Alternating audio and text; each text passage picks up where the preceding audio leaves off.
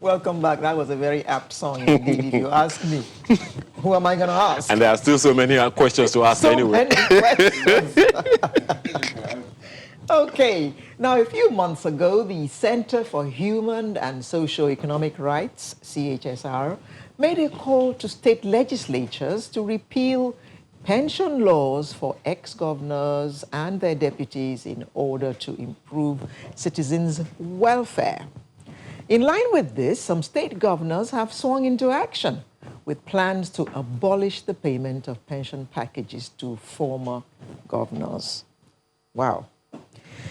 Well, this has been talked about plenty, and in some cases, people just were, as they say in French, bouche bée, as in, oh, you mean ex-governors are collecting this kind of monies? A number of them are in the Senate collecting those huge amounts we hear. Note, I said we hear about that they pick up at the Senate. 15 million naira a month or something like that. And in addition to that, they are still picking up monies as ex-governors of X and Y state. What's interesting about that is it's not only this center for this center that is raised an issue about it. Yeah, Serap has also gone to court about it, and theirs was about this particular double payment, so to speak, and they got a judgment. And the Office of the Attorney General swung into action, asked Serap to send them a list, a comprehensive list of the states and the officials that have been collecting double. Of course, Serap, replied and all of that, and prayed for this that you're saying, that these ex-governors' pension laws, that the Attorney General's office should do what they can to repeal it. Is that why some state governors are now going to their state assemblies and saying, repeal these laws? I don't know. Well, once again, if you ask me. Well, to look at this with us this morning, it's my pleasure to welcome Dende Ario, who is a... Move your line, the name. That's the power behind the name. I'm sorry. Oladende Beautiful. Ario, who is a public affairs analyst. My darling And sister. he is here with us in the I studio. miss you. Good morning. No thanks to Kuru and engagements. AY, good morning. Your Highness. And joining us virtually, we have Malaki Ugumadu, former president of the CDHR. Hello, Malaki. Well, thank you for having me again. My pleasure. Thank you. Well, we also have Mr. Lanre Suraj, who's also a public affairs analyst. Good morning. Good morning. Thank you for having me. Good morning, panelists. Yes. Let me begin with you, since we have you here in the studio, as they say, dead in the hand. So, what are your thoughts about these, should I say, benefits that governors and the deputies get when they leave office? Thank you very much. To start with, the fact that the state assemblies could pass that law, for me, is a reflection of there being mere rubber stamps. Because if they had any mind of their own, there is nowhere under the sun that anybody with his head on his neck and walking without sawdust in his head instead of brain will pass such laws. We are talking of a country where people have served for 35 years and more, and then they're on the queue, dropping dead, while going to show up and to do what they call "I'm alive," to collect pittance. Some never got paid. When you say, you didn't expect that, anyone with their heads right would do that. Don't forget that those people were elected into office by millions of people in their states. Unfortunately, they didn't know those who elected them. Elected them blindly. They didn't know who they were elected. Who they elected. They had no hand in picking them. The parties imposed them on us, and they said, these are our candidates. To that extent, there was a technical disenfranchised, okay? I mean, we have been picking them. So don't now come back and say we elected them, okay? We had no alternative. If we had some of them, we would have elected them. You can see, I mean, what people, a lot of people have become now, that we are now sure that 2023 we won't vote for them because they've shown their true color. Now, back to the issue at hand. For a governor who has served for 8 years, with the perquisites of office that they are entitled to, with certain expenditures that cannot be queried that they had handled, with contracts that they have awarded either to friends and cronies, of course, which will have earned them some percentages, like it or not. I think they should have been made enough to take a clean walk away from the treasury. And I'm talking of states. Come on, Mr. Rio. We'll just take a short break, come back, and you will finish that thought. Okay.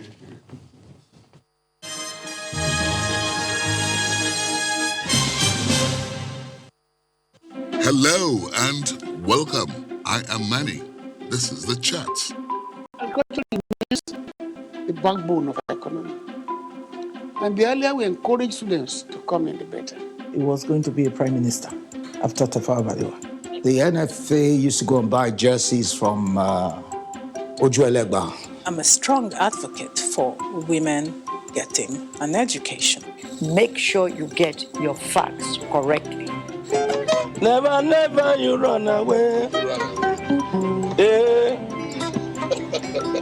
No, I didn't run away. I only left. Girl children must face their own destiny. The unforgettables and a lifetime to remember. The Chat. Showing Sundays, 1:30 p.m. on DSTV and 9:30 p.m. on Channels 24. Don't forget. We'll be sending an executive bill to this House, which will appeal that the House will help to repeal the public office holder payment of pension to former governors and deputy governors, because of our resolve that we need to lead from the front and we need to show this with Lagos State. We'll be sending this executive bill to this noble House. It is our firm belief that with the drilling revenue and the perpetuant inflationary growth rates, that we need to come up with innovative ways of keeping the cost of governance at a barest minimum while endangering the spirit of selfless service in public space. Mr. Speaker, I'm presenting a budget size of 1,155,022,933,500 naira and 82 kobo.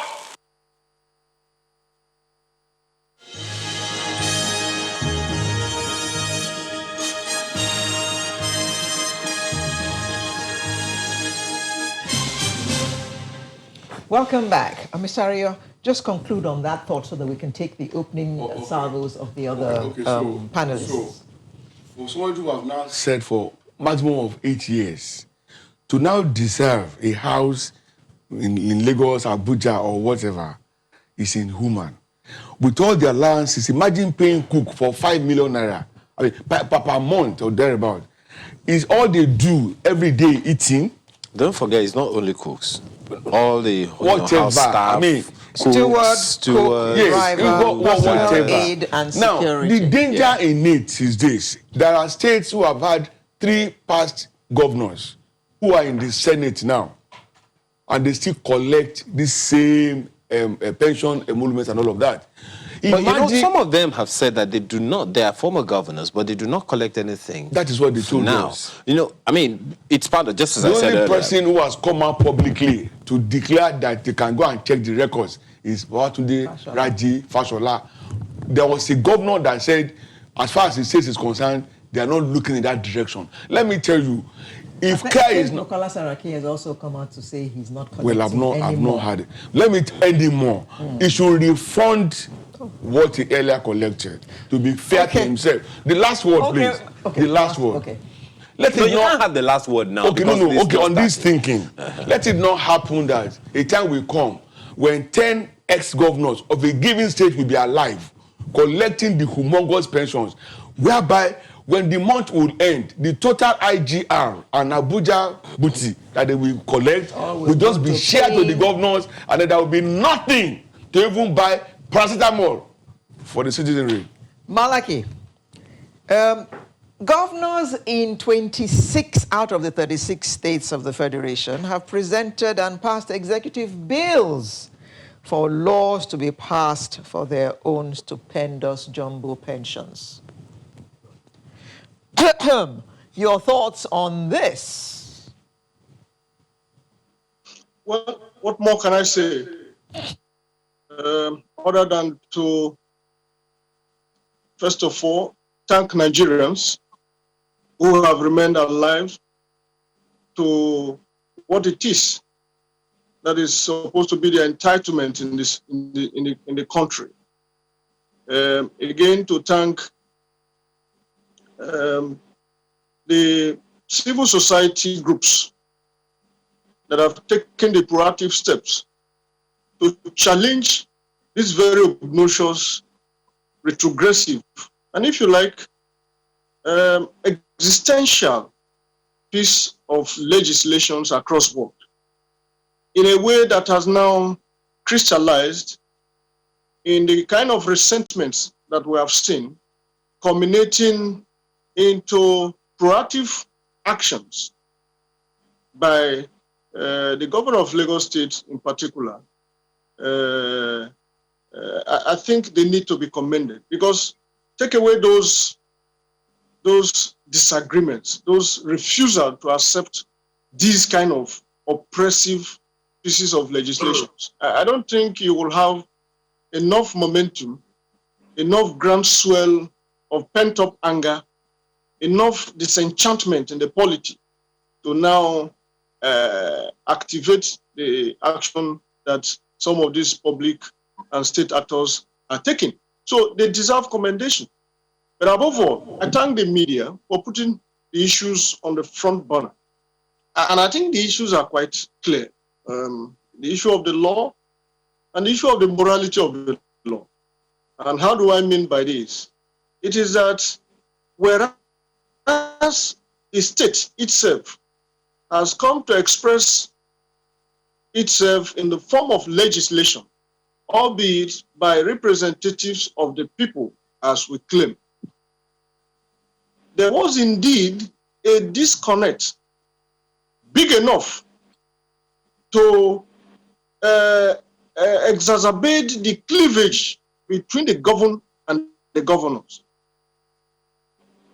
But it took the people whose views were articulated by these civil society organizations, pushed so hard up to the point where some went to the court seeking the interpretation of the court to adjudicate on the propriety or otherwise of pieces of legislation that classifies or stratifies the society along the tiers of those who have governed us, many of whom have now been found to have looted the country, not governed the country, and those who are the victims of failures of leadership, many of whom are persons who are entitled to pensions, they never received it, they're dropping dead on queue. So, and that's why I talked about the morality of that law. Yes, the law is there because it is contained in our legislative or legislations, and that is what gives it validity. But the legitimacy of that law is whether it conforms with the need, the desire of the people. And we found these respective pieces of legislation that gave humongous pension allowances to state actors. In short, the poverty of the situation is that many of these governors mainly served one term, and one term is just 4 years. And if somebody served the state for just 4 years and is having the kind of allowances that we hear about. 2 houses in the best cities of where he served, in the Federal Capital Territory, cars to be changed within periods of 4 years, whether they are used or not, millions of taxpayers' money deployed to paying their domestic serfs, whether they have domestic serfs or not, and so on and so forth. Yeah, just a moment. That you've opened quite, well, but let me take this to Mr. Suraj, and you all may want to respond to it. The morality and the legality of the issues notwithstanding, is there any merit in the conversation, in the intention to sustain to a level the lifestyle of the governors after they leave office? Let me give you examples. You remember the Second Republic chairman of the ruling party at the time, the National Party of Nigeria, Chief Adisa Akinloye. I don't know when the last time was that anyone heard from him and whatever life. At some point, what I understood was that the kind of lifestyle he was living was way too abysmal. As we speak, from the last information that I had, the last governor of, one of the former governors of Oyo State, Chief Omololu Olunloyo, isn't particularly living in the most comfortable of times right now. And I don't know how many other governors like that all other former governors in Nigeria, all over the country like that. What kind of lifestyle would you suggest or would you propose that we institute such that those who served the nation, whichever way or at whatever level, at least a measure of consideration is given to their lives after office? Thank you very much. This is very critical and very important, but I would really want to appeal that I try to assist us in putting this in proper perspective. We shouldn't just lose focus of the most recent development that has actually prompted what happened in Lagos State. Let me remind you that, like you rightly said, about 23 of these states are already into this loop of this bogus, illegal, and like you say, illegal pension that are granted to governors, deputy governors, that some of them even wanted to push to the extent of even speakers and members of the houses of assembly and even the National Assembly. But the fact of the matter is, if you remember Samfara, the new governor was the first to start with a repeal of this so-called pension. Unfortunately, most of all the other governors, they ignored it. The setup action was also an opportunity for them to act, but they also ignored that. I can tell you that the action actually started long before now. We were in court more than 4 years ago, suing all those governors.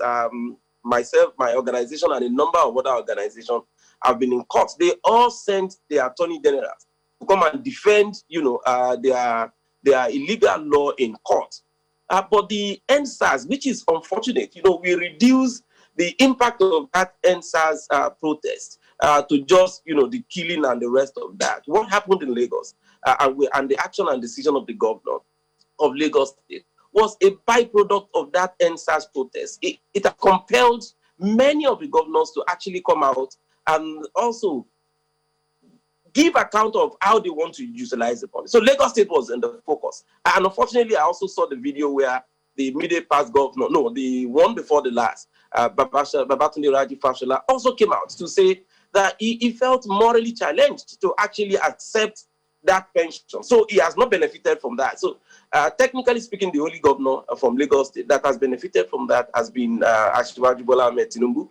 And that becomes even a moral challenge for him and for the current governor. So let us not just assume that things happened, without a foundation. The foundation for the recent one now, Kwara has said is going to follow suit, and we need to ensure that we compel all other states governors to follow the trend of what has happened in Lagos, and Kwara has promised to make sure that the other states are morally challenged and politically also challenged to reverse this so-called bogus pension law. And coming down to your question, The action to create a very conducive, secured, and more or less convenient, retirement age for our governors is determined by the governors. So if the governors are able to create free education and qualitative and accessible education for the young people and for the children of everybody,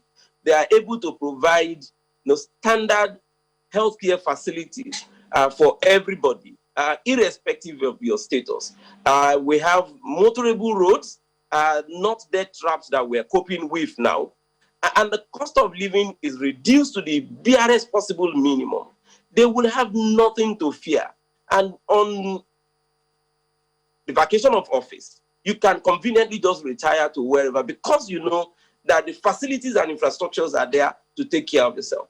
But when you unfortunately ignore many of these things, accumulate what you don't know. So some of the governors that accumulated millions or hundreds of millions in the last 20 years or 15 years is not of the same value as are today. So what can buy you an international ticket as at that time might not be more than what you would use to buy a ticket to Ghana or even within Nigeria. So when you are stealing today and you're destroying the economic base of the country and also the power of the currency, that it has lost its value almost from 30-something naira to $1 now to 300 and something or about 400 naira to $1. That is how the value of your stolen wealth will depreciate. And that is the only way that you can secure any future for anybody. It is not about stealing. So when you steal, you will have to spend.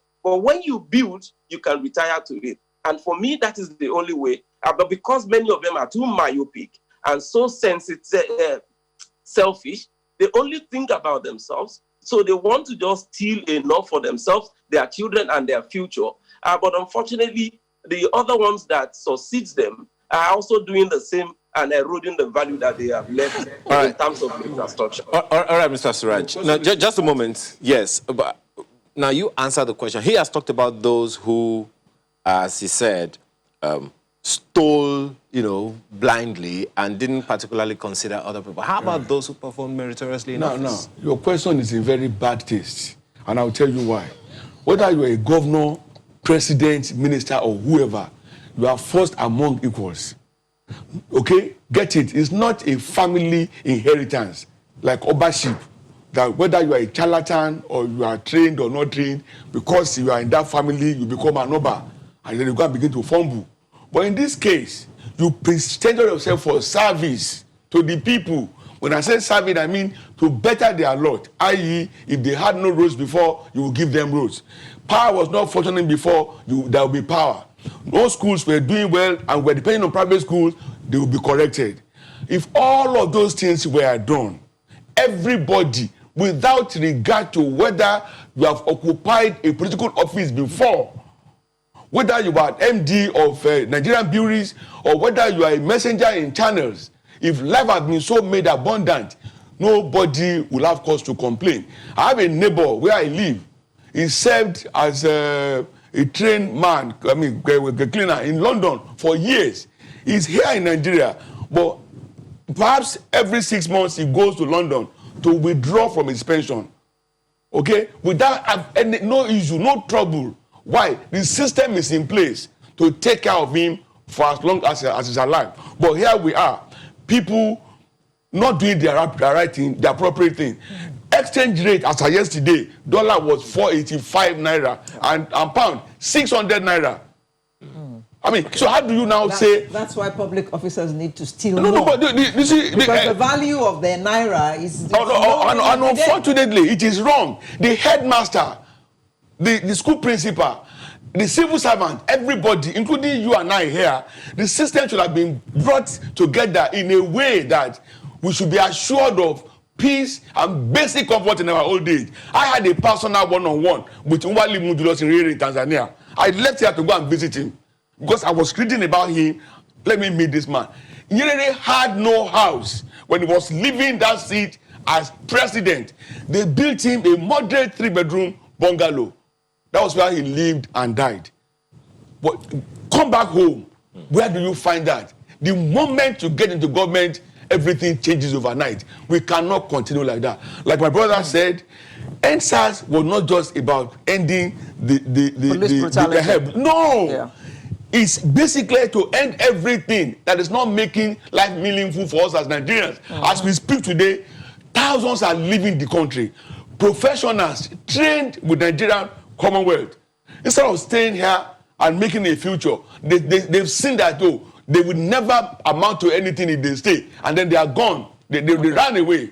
Okay. When that happened with my eyes, I shouldn't have. I had to go and be begging my friends to raise money for me, and they were telling me that, look, I didn't mean you were in Canada or the US. You simply walked to the hospital as a senior citizen, and I had no price. Okay. I will get the best. That is what we should be demanding for. On another platform, I said it on Independence Day, that we, the voters, the people, should come up with the resolve to demand for results. Okay. Malaki, this democracy that I we think we practice, should take that after the break. Oh, yeah. Don't you think so? Oh, yes. I do apologize. We need to take a short break now. Thank you for staying with us. Now, let me take this to Malaki. Malaki, this democracy that we practice, it's imported. But we don't seem to be practicing it like it is practiced in the places from which we copied it. For instance, I saw a video the other day of Angela Merkel of Germany with her grocery basket in the grocery store doing her grocery shopping. In my country, I don't think the ministers go to I don't even think they know where the grocery stores are. They will have plenty of servants who will do that on their behalf. And remember when Boris Johnson was the mayor of London, when he was riding his bicycle to work? I mean, everything in our country seems to be done in excess. If you're a minister, you must have 10 black SUVs. You must have Hiluxes, maybe 5 of them. I mean, what is wrong with us? Don't we know what is called moderation and other people? The people are watching me. They are starving, and they see me in a convoy of 5 jeeps every day. How are they going to not want to kill me? Well, I wish that those are actually the parameters of democracy. Nigeria again would have recorded another world record. It would have achieved another world record, in the negative. Well, if you speak about the democracy, you are invariably referring to the place of the people in governance. That's a summary of it, beside the widely accepted best definition of democracy, which is government of the people, by the people, and for the people. If you flip that around, what you will get is that it is a government or a governance that is people-centered, people-driven. So when you alienate the people, either in terms of what they are entitled to or in terms of their roles in the same government, you are not talking about democracy. So how does this relate to the issue at hand? It is that part of the established components and ingredients of democracy is the respect for the fundamental. Oh dear. Oh dear, we lost Malaki there. Well, just for a moment, I'm sure. Okay, well, Mr. Okay, he's back. I think he's back. If the rights of Nigerian under Section 42. Oh, sorry, was I off? I didn't know. I was making the point that if a cardinal component or ingredient of democracy is the respect and promotion of the fundamental rights of the citizens of that country, and you have as one of such fundamental rights the right not to be discriminated against under Section 42, then these numerous pension laws that we have, which are being challenged and thrown overboard now, were some of those vestiges of discrimination. Because how are you going to justify the Pension Reform Act 2014, which repealed the 2004 Act, against the entitlements of governors and deputy governors as contained in the various legislations that doled out these entitlements that we are talking about.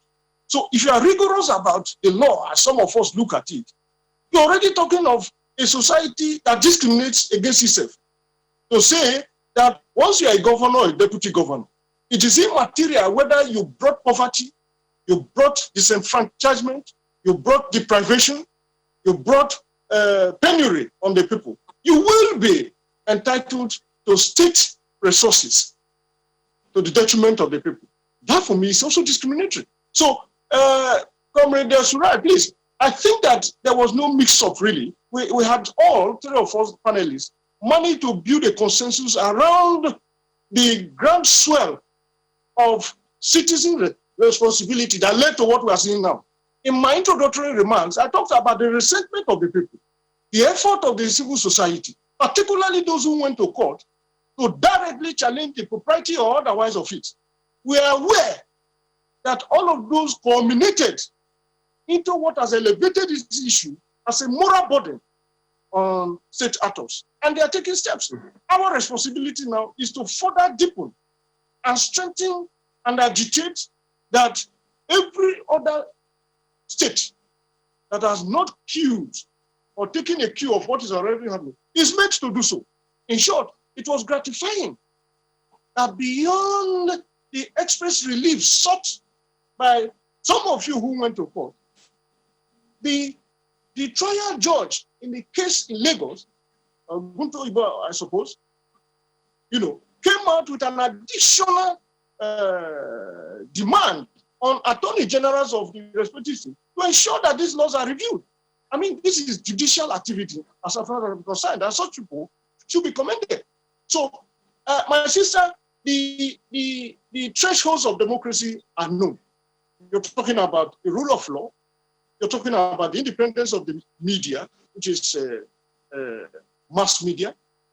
You're talking about the independence of the judiciary, the independence and impartiality of the judiciary. You're talking about involvement of the civil society, which is what makes it participatory and brings about legitimacy to government. You're talking about the role of political institutions and so on and so forth.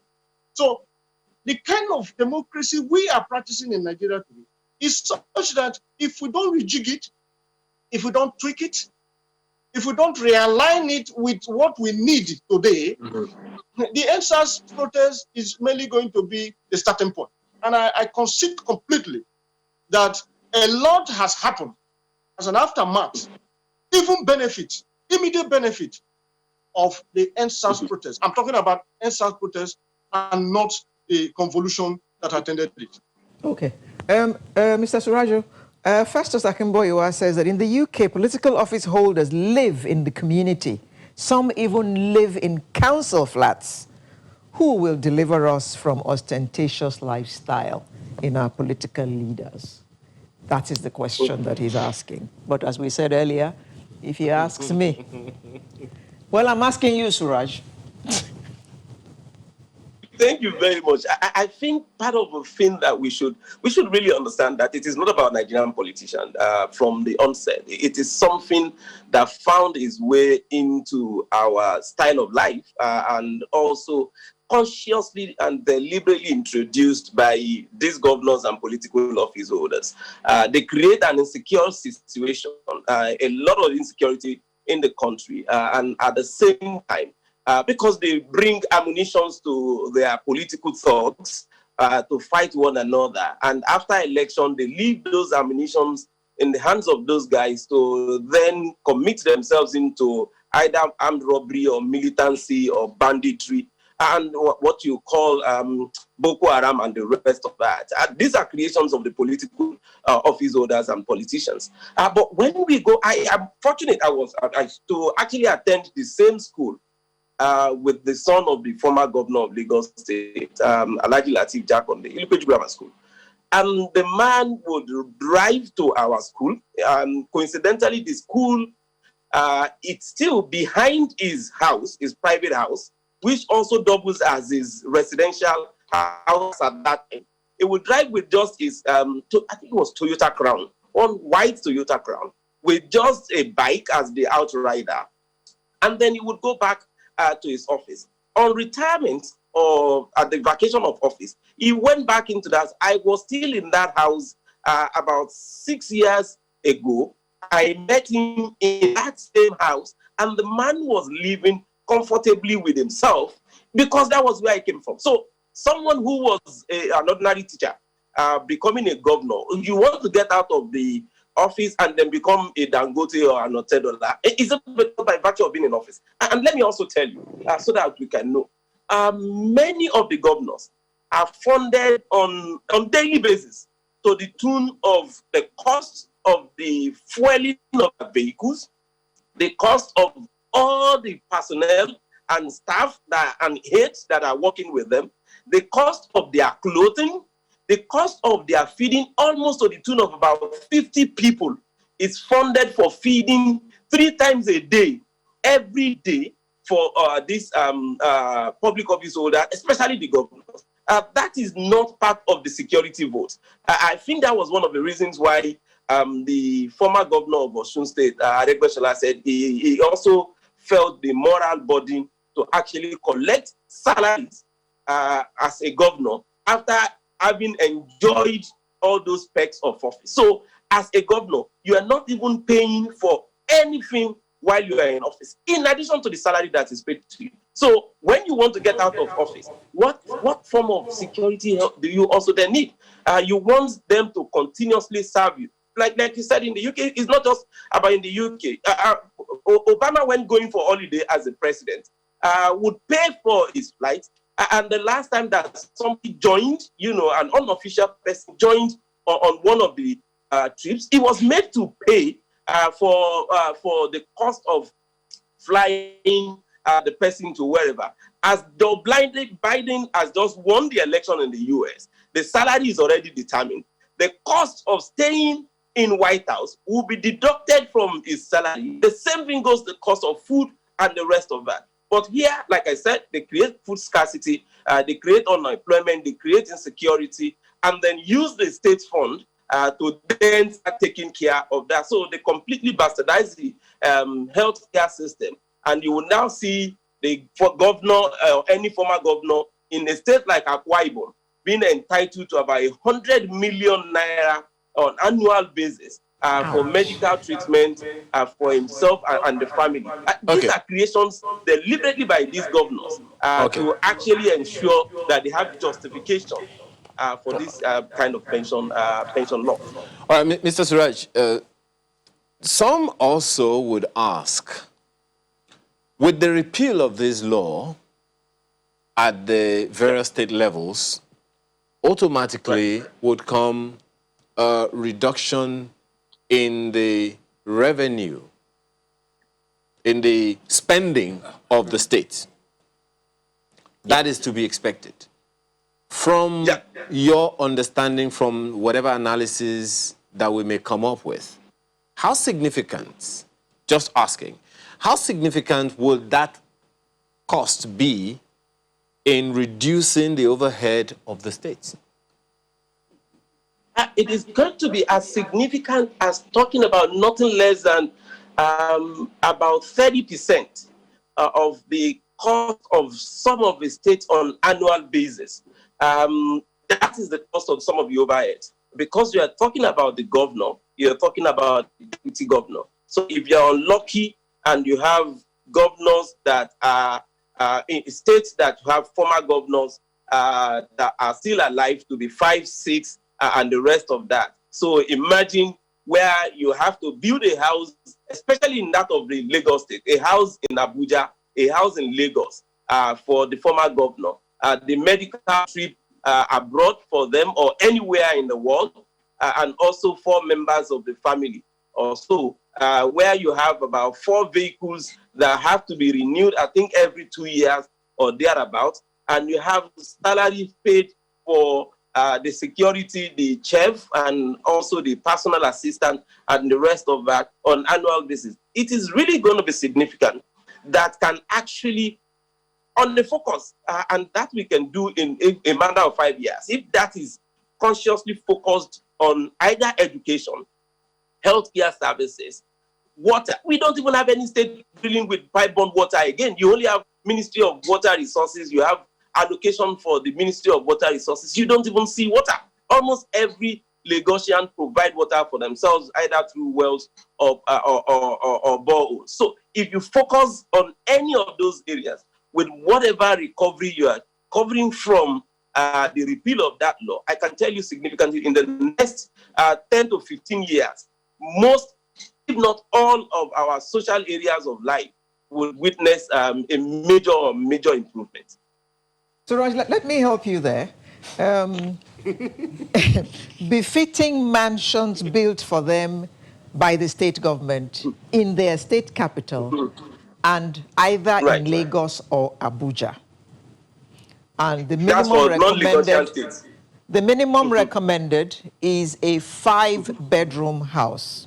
Then furniture allowance for befitting furniture of the aforementioned property, and this furniture will be changed every 3 to 4 years. 100 million as gratuity, 100% of current basic salary of the incumbent and deputy. That is full salary for former governor for life. Brand new Jeeps and Hiluxes, which will be replaced every 3 years. 300% basic salary for car maintenance. 300% of basic salary for utilities, NEPA, water. 5 million monthly to pay for steward, cook, driver, personal aid, and security. Female security is also required for spouses. 100% of basic salary for entertainment. Medical allowances within the country and overseas for an unspecified number of family members for life. And it even applies to those who have more than one wife. I rest my case. Let me ask you this. Mr. Aria, let me ask you this. Please do. I wanted people to really understand when we say repeal, when, you know, there's that call for a repeal of that law, so that people understand that, okay, it is quite something. Not sustainable. No. I mean, not just that it is not sustainable, it is significant. The state may have money. 30% of any budget, Alero, is a lot of money. Yeah. Now, Lagos budgeted what? 1 trillion. 1 trillion. Okay. Now, 30% of 1 trillion. Please don't tempt me, please. Okay. I do apologize. You can't become governor. Go and sit down. I don't have to become governor to be tempted. Now, deputy is enough for you. I don't want to be deputy governor. I just want to be, you know, there's a new one now, Office of the Friend of the Governor. Let me ask you this. Is there any system we can initiate to ensure that these monies that we save up, and Mr. Ogumadu, you would also respond to this, that these monies will save up from this repeal is not re-budgeted for other things, but actually put to good use? In other words, how do we entrench that system of governance that will strengthen our institutions to work for everyone, including the governors and deputy governors when they leave office? Now, to start with, I've always said it, that in Nigeria, when we import any concept or idea, we rework the meaning to suit our purpose. In Nigeria, democracy is not God of the people, for the people, by the people. Okay? It's God of the people, of some people, for themselves. And that is where it ends. What we enjoy here is tokenism. We sell oil, we do all sorts of things, the country makes money, and the people, they get very little that is next to nothing. Whereas those who are supposed to be our resource managers, you see them in broad daylight living large than you can ever imagine. What you are saying will be a mirage. So much money was recovered by EFCC. Till today, we have no figure to say this is the total amount. And we don't know where the money is. Not only that, how the money was deployed. I mean, it was in an it's an illegality that some people stole money, you recovered the money. Ordinarily going by the constitution, the money should be appropriated before it can be spent. But tell me, where is that? And that's the reason why I said the voters should resolve to demand for results. In budgeting, I'm over 60 years. This is the only country where we celebrate budget reading, and then we count them with some lousy title, budget of renewal, of development, or whatever. And by the time the year come to an end, there will be nothing that's been renewed, if not poverty. Oh yes. Now let me also tell you, in coming up with budgets, what determines what goes into the budget? For instance, I live in a community where we have no good roads, we don't have water. In an estate of about 500 houses, every house has a borehole, which for me is a waiting ecological disaster. It may not happen at my time, but my daughter is going to inherit that when it will happen. It's not a cause, that's the truth. Now, if they must budget, effective budget now, functional budgeting, they should go to individual communities. We have CDAs, we have government authorities. Let them talk to each area, identify their challenges, not just a blanket budgeting. Identify, since I've been here, I've been living there now for 15 years. If year in, year out, they've been asking us our needs and they've been meeting our needs, perhaps today, we may no longer be on their budget list. Why? They will have given us everything we require to have abundant life. Yeah. You understand? But you haven't still answered my question. But when I have answered your question. We'll come back. I have answered. Let me repeat the answer. To take a break. When we come back from this break, you will repeat your answer.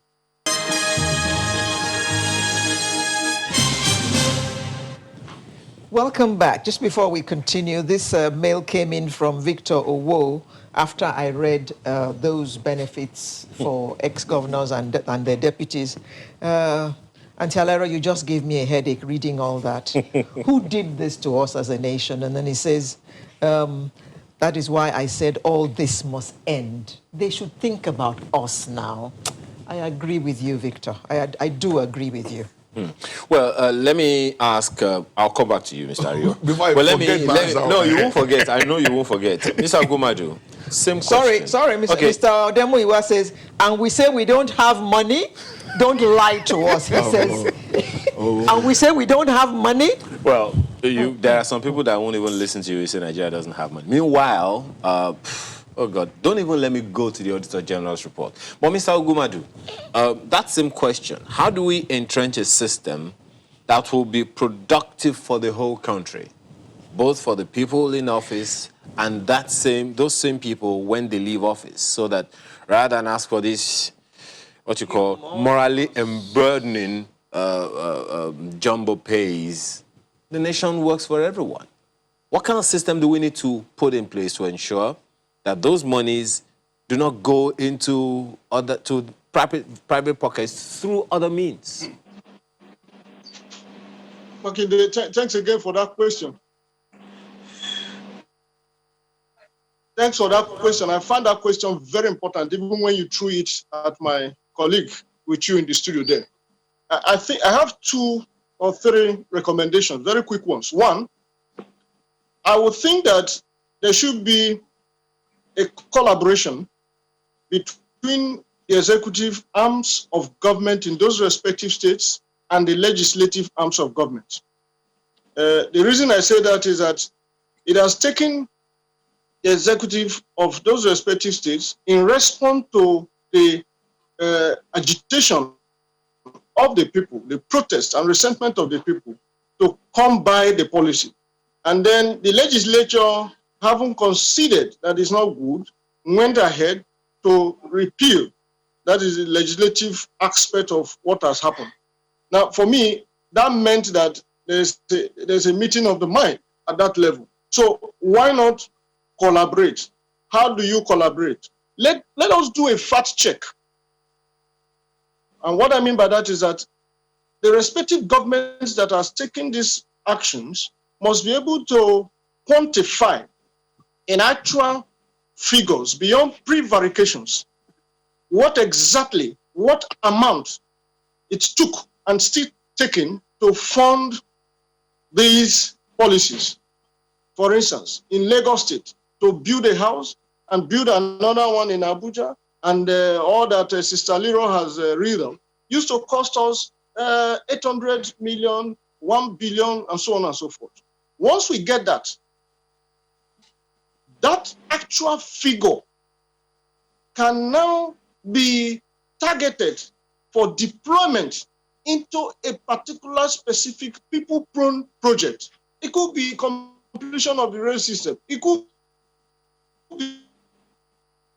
be building of cottage. That way, we're able to measure it, we're able to identify it, and we're able to, as it were, assess the implementation of that funds that have been, if you like, retrieved from the state actors. The other aspect, which I find fascinating because the original idea, and that's why I wanted Mr. Surai to understand that we're all on the same page, is that a people organized around some civil society have found that this is not only reprehensible, it is oppressive. In my view, it is also discriminatory against Section 42 of the Constitution. These same people have gone beyond thinking about it, bemuning themselves, and then went to court. Others organized programs, lectures, seminars. These same people can therefore set up a monitoring team to say that in the year 2020, 200 naira was retrieved or saved or identified to be used in funding these profligacies. Now that the legislature has identified a budget head to which this fund can go in, let us, as it were, monitor the implementation of this budget. So from the angle of policy, from the angle of collaboration, and finally from the angle of monitoring, you are able to build a whole network that will ensure that by and large, the people are no longer shortchanged in these otherwise illegal policies and programs that left the people continually deprived of their entitlements in the pool of resources that ought to come to them. So I think it is a very important question, and in my view, if we're able to into these exercises, chances are that we will not regret this aspect of the struggle that has become a welcome development. All right, Mr. Suraj, same question, but please talk to the systems that even allow this to happen in the first place. Thank you very much. The system that actually allowed this to happen is basically, number one, the docility on the part of many of our citizens. And I think also, unfortunately, for some of us in the civil society and the media, our lack of diligent, attention to some of the happenings at the state level, subnational government. We seem to focus so much on federal government and ignore the arbitrariness and dictatorial tendencies of governors at the state level. Also, now that you completely have the erosion and the complete removal of the local government from any form of tenets of democracy or elements of independence in governance. This actually emboldens the governors to simply just sit down, get the Attorney General or some other individuals to pass the law or draft the law for the House of Assembly. You remember in 2015, like I said, the speakers, after granting the same thing to the governors, also passed a resolution that they deserve, to have their own life pension as well as speakers and deputy speakers of the Houses of Assembly. And the Kano State House of Assembly just last year here went further to actually pass that law by the House of Assembly. So we are seeing a system that is gradually creating for itself. And I think it's rather unfortunate that we also see the same thing happening at the private sector level. Quite a number of private sector companies and organizations don't even remit the pensions that are deducted from their staff to the PENCOM. And at the time of retirement or whatever, they are simply just given a month's salary and have to go and fend for their life. So we lack that regulatory system that is monitoring what is happening both in the public life and also the private life to ensure that we don't have this level of arbitrariness. And the Revenue Mobilization, Allocation and Fiscal Commission, which is also granted the power to fix, the salaries and so other emoluments and benefits of public office holder, is completely turned to a mere, toothless bulldog that is incapable of also exercising its power by ensuring, because these are things that are within the remit of the Revenue Mobilization, Allocation and Fiscal Commission. But the citizens rising up from the reality of the amount and the magnitude of resources that is expended on these characters, both within and outside office life, are already brazen up. And I'm happy that this is also a topic for today. We need to keep it up until we get the governors to actually do the right thing. We saw it happening in Samfara. You can actually take it a little further to say, okay, because the new governor is actually from a different party from the immediate past governor. But that should all happen if in the list. In other states, in Imo State, you have a new governor from a different party. So in Imo is the same party. Sorry, you have to say a different one from in Kwara. And by now, we should have something that is tangible happening in Kwara State. You have the governor in Rivers that is not in alignment with the former governor and also in different party. We should have something of that happening already in Rivers State. But unfortunately, many of them are also interested in that benefit as for them in their warped mentality as a form of security for them, when they also leave office. And this is where the citizens must actually make very serious demands on them to ensure that we don't only stop them from abusing and misusing public funds in the name of this pension and security vote, but the security lies in the ability of providing social infrastructure for the people. So everybody is becoming insecure. We saw what happened with the COVID-19. Thank you, Mr. Suraj. Thank you, Mr. Suraj. We need to wind down now, so I need to take everyone's closing statement.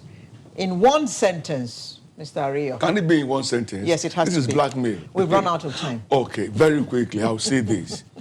I am not going to be a party to duplicating institutions that will be monitoring compliance. No, compliance should automatically flow with execution. Until we get to that point, we are joking. And for me, the same way EFCC had collected so much funds, and today, nobody can tell you the figure, nobody can tell you how they were appropriated and what they were spent on. It's still this failure of the system. Malaki, you can create 10, 20 more of such agencies. We won't be going anywhere. Malaki Gumadu? The security sought to be realized, even from steps like this, cannot be measured only in terms of the money recovered. The fact that a system is now gradually responding to the need of the people and saying that only a few percentage of state actors cannot take all the monies meant for everyone is already pointing in a better security, in that there is this sense of belonging by the people to whom these monies are now returned to. But more importantly, for me, in rounding off, is to insist that even the civil society organizations that are taking this up must follow it through. And to follow it through is to monitor what happens with this new policy statement and deployment of funds. Thank you. Mr. Larry Suraj?